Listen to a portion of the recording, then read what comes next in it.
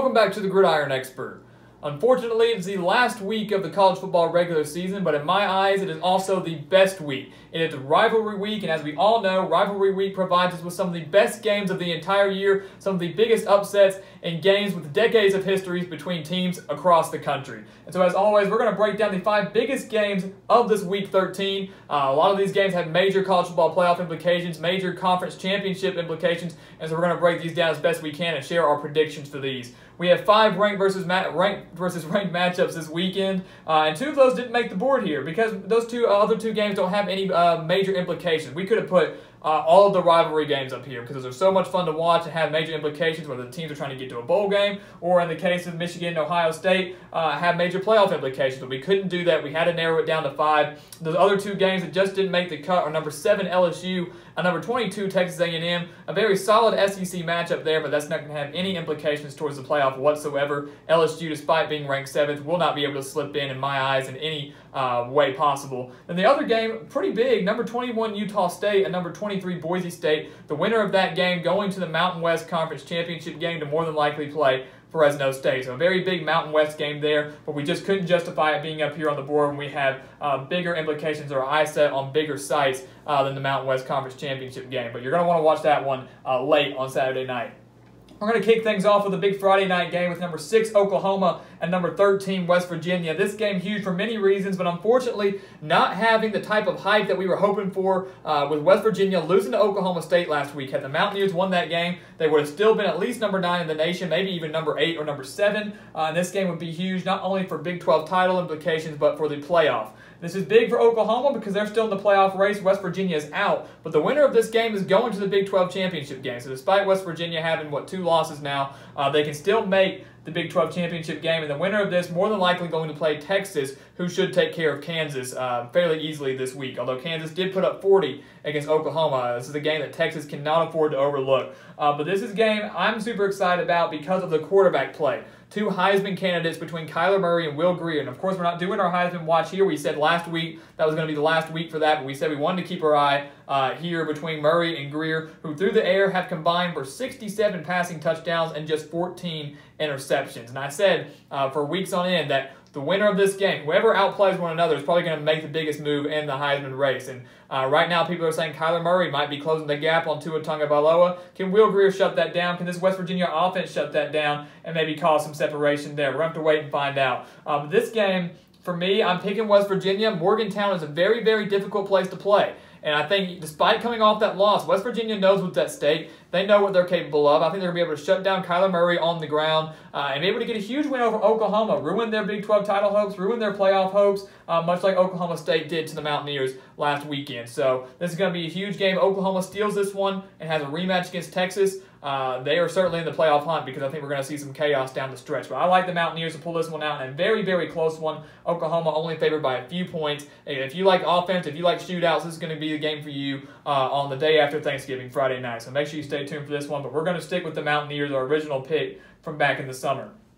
We're going to have our first prediction change right here with number 16 Washington and number 8 Washington State, the 111th meeting between these 2 squads in the Apple Cup. And this is going to be, like Oklahoma, West Virginia, the winner of this game going to the Pac-12 championship game. The winner of this going to face a team that's already been put in. Utah have already clinched their spot in the Pac-12 title game. Washington has won 5 straight in the Apple Cup, looking to make it 6 straight. And this is also the first time that Washington State has been favored in this game going into it since 2006. So it's extremely hard to believe, but it just shows how much Washington State has struggled in the past and how well Mike Leach has done to revive this program. The Cougars are in position to potentially make the college football playoff. They're number 8. I think if you go back and watch our college football playoff analysis video, they should have jumped LSU, should be at least number 7 or number 6 in the nation right now. But a win over Washington will do that and will also boost their resume because Utah is also ranked in the top 25, number 17 right now. Assuming they win, that'd be back-to-back ranked opponents that Washington State would face, and that'd be a huge resume booster for them to try to make their playoff case.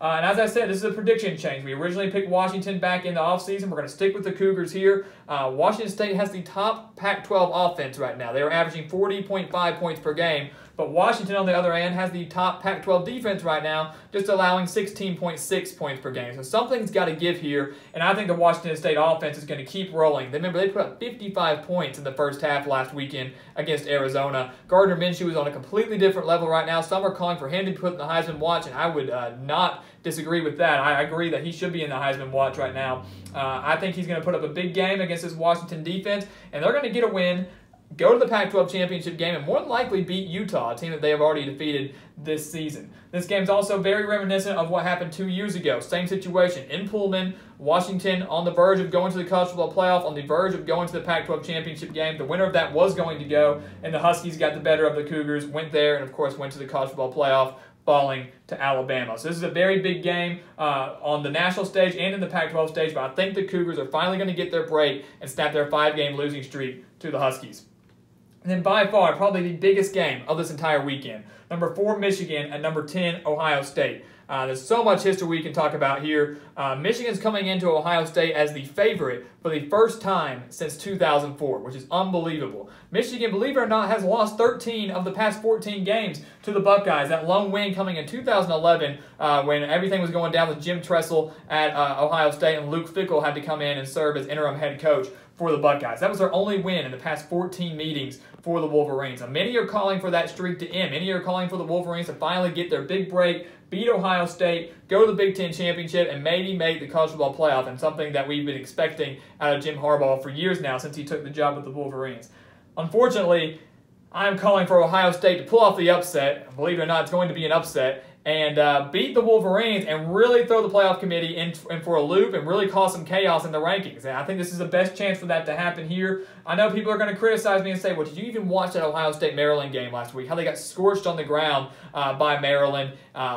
Should have lost that game, had Maryland converted that 2-point conversion. And had they lost that game, I probably would have been picking Michigan in this one, honestly. I think Ohio State's morale would have been low. But this is the game we're talking about. One of the biggest rivalries in all of college football. Ohio State's going to be prepared for this game. This game is very reminiscent, just like that Washington State game, of that game 2 years ago where Michigan failed in double overtime to defeat the Buckeyes, a game that would have sent the winner to the Pac-12 or Big Ten championship, and then gone to the college football playoff. I mean, we remember how that went down. Whether Ohio State was short or not on that conversion, I'd love to hear your talk in the comment about that, because I know some Michigan fans are still bitter about that. But Ohio State, I think, will get a huge win at home and keep their playoff hopes alive. They will go to the Big Ten Championship. The winner of this game does go to play Northwestern.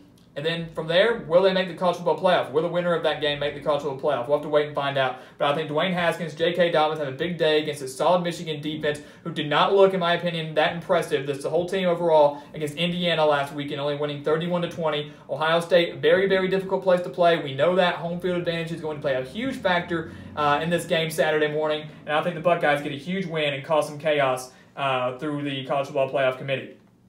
Auburn at number 1, Alabama. Now, I know we could have put some ranked versus ranked matchups here, but this is the Iron Bowl. The Iron Bowl, like Michigan, Ohio State, one of the biggest rivalries in all of college football. The 83rd meeting between Auburn and Alabama. Alabama should go in here and take easy care, but of course anything can happen when you're playing your rival. We know that. And I believe that Tua Tagovailoa, despite having some knee issues, is going to come out here and have a big day against this Auburn team that has struggled mightily this year. They're probably going to finish this season 7-5, and I'm curious to see the fate of Gus Malzahn. In a year that they were supposed to compete against Alabama for the SEC title, for the SEC West Division crown, they have failed and not done a very good job of that. So I'm curious to see how this all plays out. But it's at Bryant-Denny Stadium.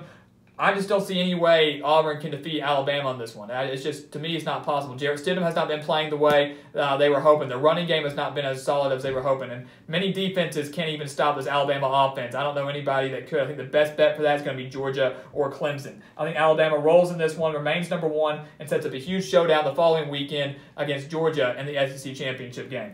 And then finally, number 3, Notre Dame at USC. Another big rivalry game here. In my mind, very similar to that game we saw many years ago in 2012 with the Fighting Irish being undefeated, much like they are right now, going on the road to USC, much like they are now, and hoping to get a spot in the national championship game, and now in this case, the college football playoff. USC has been a major disappointment, going just 5-6 on the year, have to win this game just to go to a bowl game, and it's not going to happen. This is another prediction change here, and I could have told you we were going to change this pick about 2 months ago after watching both of these teams play. Ian Book should come in here on the road. Anytime you're on the road, it's a very difficult place to play. Anytime you play your rival, it's going to be difficult because I'm laying everything out on the field. I get it.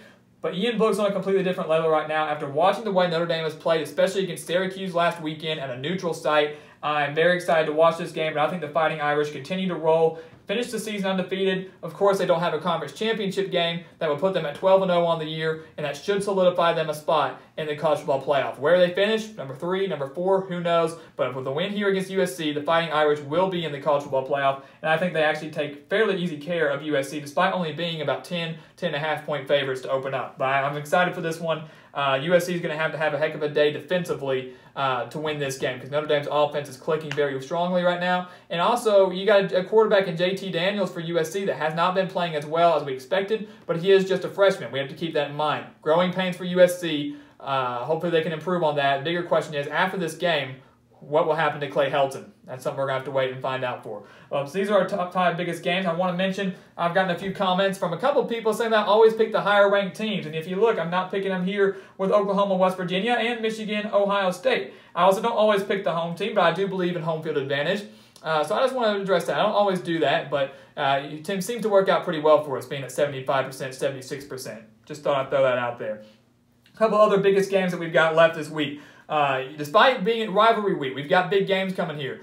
But we also have teams that are fighting to get into just bowl eligibility, which is a huge game for these squads, period. We got Tennessee versus Vanderbilt, Baylor versus Texas Tech, and Purdue versus Indiana. All 6 of those squads are 5-6 right now, so 3 of those schools will clinch bowl eligibility this weekend. Obviously, a big accomplishment for some of these schools. That'd be huge for Jeremy Pruitt and the Volunteers in his first year. It'd be huge for Derek Mason to try to maybe keep his job with Vanderbilt, getting them back to a bowl game. Huge for Cliff Kingsbury at Texas Tech. He's got to win this one to go to bowl eligibility and maybe keep his job down in Lubbock. So this is a big weekend for those schools. Also, teams that are 5-6 right now, 1 win away from bowl eligibility. USC, Arizona, Colorado, Kansas State, TCU, Florida State, Wake Forest, Maryland, and Minnesota. All of those schools just 1 win away from getting bowl eligibility. We'll have to wait and find out if they can do that. So a big weekend for those schools. Nothing big on the national stage, nothing big in their conference standings, but big for those schools to try to keep bowl streaks alive or just get to postseason play for maybe the first time in a while. So those are going to be games you want to keep your eye on here. Week 13, it's the final weekend of the regular season. You're going to want to soak in every minute of this. The Egg Bowl kicks off Thursday. Games are going to go all the way through Saturday night. Enjoy your Thanksgiving. Stay safe out there. Watch football. Eat, sleep. Have a great weekend. Make sure you check us out on Twitter for some of the prediction changes. We addressed 2 of them here, but we've got more. So Twitter, those are going to be coming out. And our spread picks will also be coming out there. So make sure you check those out. And as always, please continue to check us out here on YouTube and like, comment, and subscribe. And we will see you next time on The Gridiron Expert.